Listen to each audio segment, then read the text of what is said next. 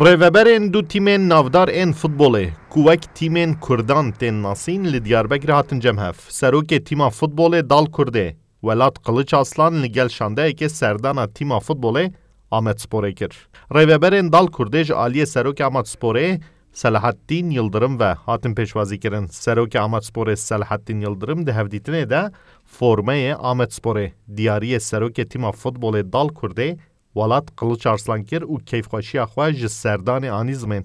Zaman zaman kopukluklar yaşanmış, istişarelerde bir sıkıntılar yaşanmış ama Em kêfxweşin ku li Ewropa tîmek birayê me heye û serkeftiye. Heta niha di warê danîna têkiliyên navbera Dal Kurd û Amedsporê de pirsgirêk hebûn. Wê êdî têkiliyên her du tîman xurttir bin. Em ê projeyên hevpar amade bikin. Di demek Kurd de em ê dîsa hev bibînin. Ez hêvî dikim ku em jî serdana Dal Kurdê bikin. Serokê tîma Dal Kurdê Welat Qiliç Arslan jî di hevdîtinê de formeyê Dal Kurdê bo serokê Amedsporê Selahattin Yıldırım diyarî kir. Serokê tîma Dal Kurdê Welat Qiliç Arslan anî zimên ku wan danûstan kirine gelo dikarin hevkariyek çawa navbera her du tîman de ava bikin. Em dixwazin li vê derê nav gelê xwe de bin.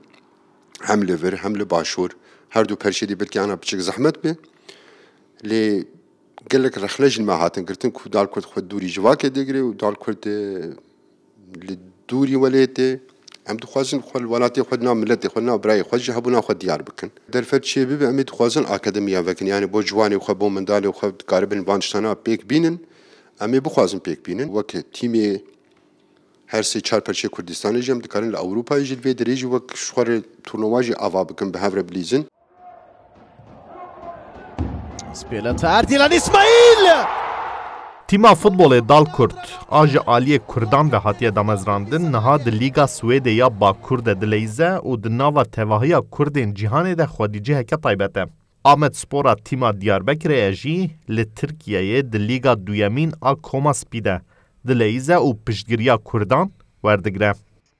Mahir Yüksel, Kurdistan 24, Diyarbekir.